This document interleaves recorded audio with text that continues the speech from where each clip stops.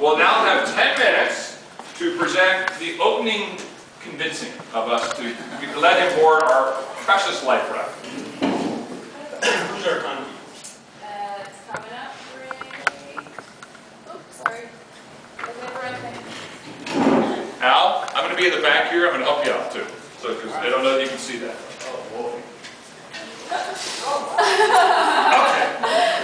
We'll do the. I thought it was a person with cards. That's the way we do it in my professional conferences. But nonetheless, I have cards. we're good. That's good. Give me a 2. I'm going to go at 2, and then I'm going to do a 1. Okay. Good. I think, to give you a little bit of context for my remarks.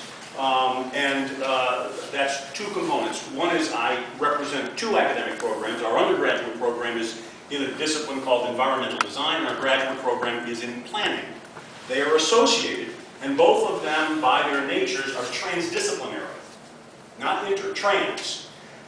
One of the things that you can document from the time of the French Enlightenment forward is that in the Western intellectual tradition, scholarship has become increasingly narrow. All you guys know geometry, right?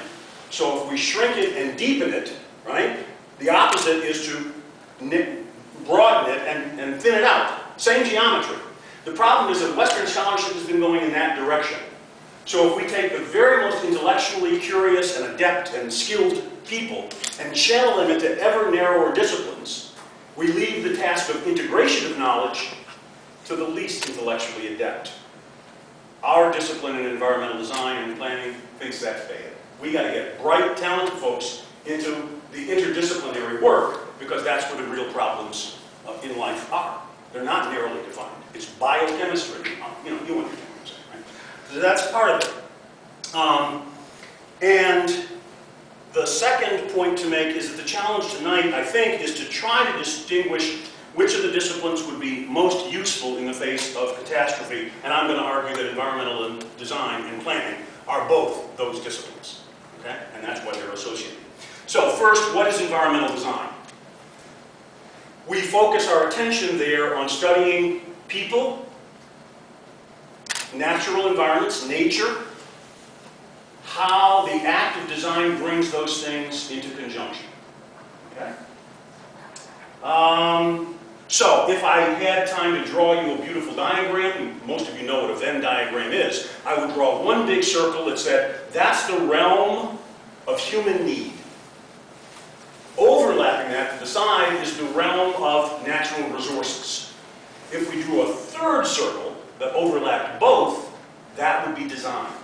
And in the intersection where need and resource and our capacity as artificers, makers of things, designers, that's where the action is. That's what environmental design works on. And its principal preoccupation is the design or creation of human habitat. Environments for people. Right? Okay. A further word then about a kind of problem that would typify our undergraduate environmental design program. I had the pleasure of teaching with a dear colleague, Don Lickman, many years ago in our undergraduate environmental design program, and we offered a problem in the design studio called the survival problem. Now, in this problem, we work out an arrangement with Letchworth State Park to transport a group of students down. We pre-select a site in the woods that's proximate to sanitary rooms, toilet rooms, and a fresh water source. But the design problem is the students are given a $10 budget each, and they have to design habitat in which they can survive and thrive for an entire weekend on a budget of $10 per person. Everything they take with them, once they've transported themselves down, has to be carried in on their backs, and they can only make one trip from their vehicles. And then they stay for a weekend, and they survive, and on Sunday, they come out. Right? They have to design shelter, they have to design a food system, they have to design a culture, and they have to figure out a division of labor. They have to understand what it took the English economist with the Italian name, Ricardo, until the 17th century to discover and articulate what was probably uncovered very early in human history. And that is actually the theory that undergirds international trade. It's called the theory of comparative advantage. And had we but whirled enough in time at the chalkboard, I could prove to you that human beings will always be better off in a material sense if they cooperate and share, if they trade with each other.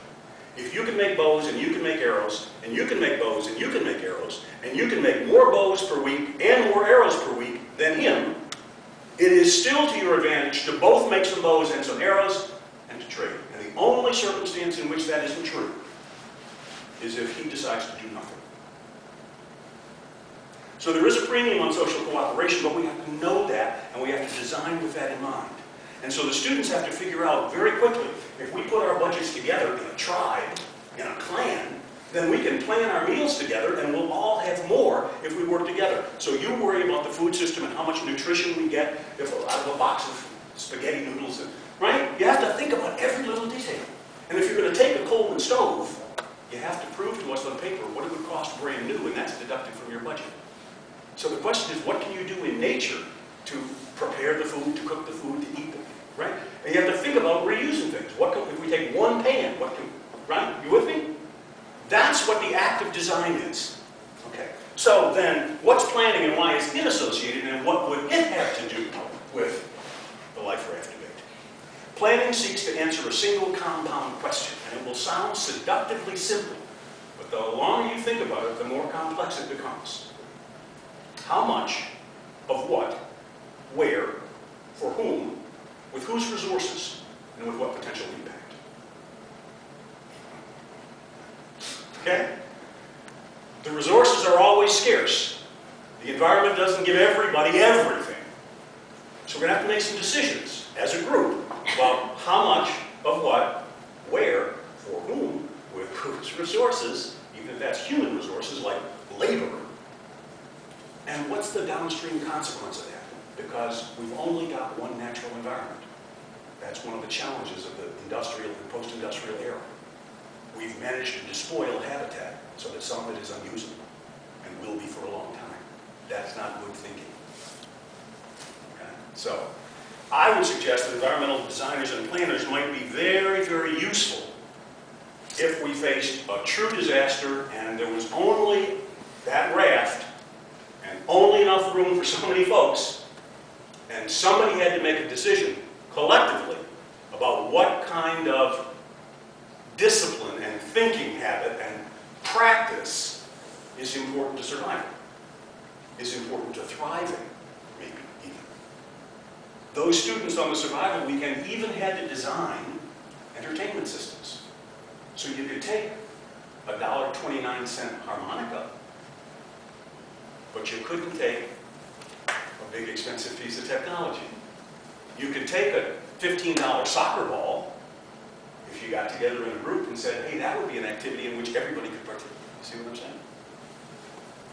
The whole set of choices between individual and group, the whole notion of division of labor, the whole notion of social cooperation, the very bases, I would argue, of civilized life are at issue. And if we were off on a venture into the unknown, we'd have to have somebody along who's prepared to do some of that kind of thinking. Not everybody. We need a lot of those experts. And I can think of a lot of things that would be left out if you chose the person from this discipline that you wouldn't have. Right? You might not have music. You might not have poetry. I wish you had to pick me about poetry, but that's not true. But one of you might be the poet. One of you might be the singer. One of you might have the gift of understanding how to span rivers or purify water, or, right? You all have gifts, right? That's part of the beauty of the divine plan, right? So we all have these different gifts. And if we had somebody around who knew how to orchestrate those gifts and synchronize them so that we had a sort of a cohesive approach, I think we might really have something that would work very successfully. So I set that out for you as a way of suggesting that environmental design and planning might be very useful disciplines to our little future culture. Thank you.